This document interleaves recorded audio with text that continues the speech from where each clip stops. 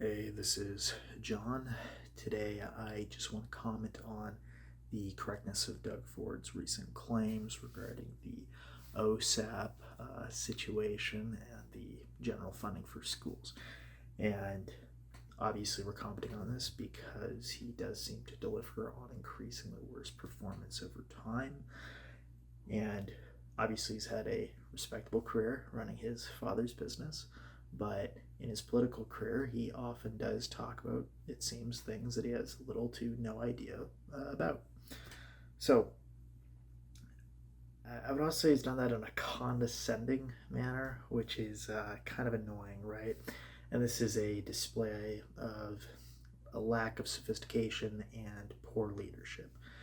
So, his solution to a lot of these problems being one, pretend they don't exist, two, make them worse. And if you like the video, please like, comment, and subscribe. So, to be completely honest, before we begin, some of the script does feel dumb here because some of these claims are actually so rudimentary to disprove if you had finished a semester at college that there's almost not really a point of actually going through them, I would argue, because they are so easy to disprove. I could practically just say, well, obviously not. But with that said, it can still be useful to go through these arguments fully and pretend they have some merit, just for the sake of showing that they are definitively wrong. As this is one way, proof by contradiction, if you will, to show that a position is wrong. So we're going to suppose that he's right, and then we're going to see how that is juxtaposed against reality to, see if those predictions are correct. So first, his comments on basket weaving and employment. Starting this off, there are first and foremost a lot of degrees that are unemployed or underemployed. And I've commented on this before, but the unemployment rate only consists of people that are looking for jobs actively, so they have submitted an application in the last month. And people who are complaining that they can't get jobs are actively looking and cannot get jobs. So if he was correct that people were not looking for jobs, as he's said in the past, then we'd see the participation rate decline and the unemployment rate decline. So both of those, right? And instead we see the opposite. So, which suggests that people are both pulling out of the market, looking for jobs, and more people are stuck looking for them, jobs. So, and this is completely ignores, by the way, that the vast majority of people are still underemployed at the moment. And the comment regarding basket weaving itself is really just a heirloom of conservative rhetoric that has been passed down to Doug Ford. And I mean literally the term basket weaving. So this statement itself is misleading in that it assumes a skills economy, whereas we're actually more so in what I would refer to as a stochastic demand economy. And that useless degrees itself, number two, are separable from useful degrees, which implies, of course, that a technical degree would get you a job and an untechnical degree would not get you a job. And this is actually completely untrue. And so, for example, I received some data in the mail a couple months ago from the university that I graduated from regarding employment rates. And it's very interesting to look at because it'll show, for example, the biosciences have a lower unemployment rate than humanities, for example, and that theology even is higher than physical science, mathematics, and health professions. And in fact, it's just a hair below law after 2 years.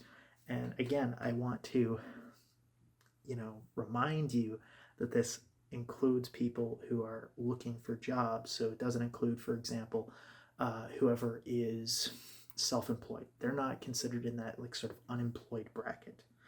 So very interesting information. Also, it's worth mentioning that yes, I obviously understand the implications and limitations of this data. So, for example, it doesn't show the quality of those jobs and so on. But it is a really great starting point for thinking about these issues. And additionally, we do have a comment on the state of the basket weaving market, which is brilliant. Um, Anyways, this video isn't about a faux skill economy. And if you don't believe me, you frankly just have to read more. Obviously, we can't even suppose that everyone who is unemployed took basket weaving courses or some equivalent or as useless skills, because we already showed that this was untrue. So the argument was coincidentally defeated by reality. Now, Doug the Obscure's second point was that students are buying expensive items such as watches with OSAP funding. And so obviously, if we supposed everyone bought a Rolex, for example, with their OSAP funding, then spending would be overdone, but we would also see all students walking around with expensive watches and other items, which we obviously don't. And even if we did, what would students buy prior to an expensive watch, for example? Well, they'd probably get food, they would probably pay rent, and they would almost certainly cover the tuition. So if everyone bought a watch, then we probably wouldn't have complaints about food, housing, or tuition affordability, which we obviously do. So, unless we assumed in that case that all the complaints of all the peasants are make-believe, then we cannot dice this. So, what if we suppose that some people do this then, which is probably more in tune with what he's referring to, perhaps one or two anecdotal stories that he's heard. Well, then this would actually just be an administration problem anyways. And so creating this blanket solution where you just regulate funding in this manner really would still be an asinine solution and it wouldn't solve the problem. So, yeah, the last comment of his that I want to address is on his statement of education spending being unsustainable. And with all due respect, he wouldn't actually know if it were unsustainable by my knowledge. And if this were unsustainable spending, we might see an increase in the debt ratio instead of, say, a relatively constant ratio for the last 15 years, and actually a ratio that's went down over the last 10 years. Maybe the interest payments would go up as a proportion of revenue instead of unquestionably down. We might see the real purchasing power, which is accounting for inflation, by the way, of these schools go up instead of down. And that suggests, of course, that it doesn't keep up with the money supply in the market. Or, in other words, there's a lower percentage of the money supply allocated to education over time. Like, we probably wouldn't see that, right? And the last major sign of an affordability issue or unsustainable affordability might be if Doug the Miserly's government found it difficult to spend money on other essential services because there just isn't money lying around. And so, obviously, I understand how rudimentary a lot of this was, but we do know for sure that these comments don't actually have any grounds to stand on. And isn't that kind of crazy to think that we have politicians that literally just make stuff up without any viable reasoning behind it? And the truth, frankly, is probably more likely to be the case that these changes are being made to increase your debt burden as you enter the economy, just for that sake alone. And there's two reasons for this. The first is that they will, take a little bit more from you on your way in, a little bit more on your way out. And then the second is that you will implicitly be subjugated by the increased pressure from the additional debt burden.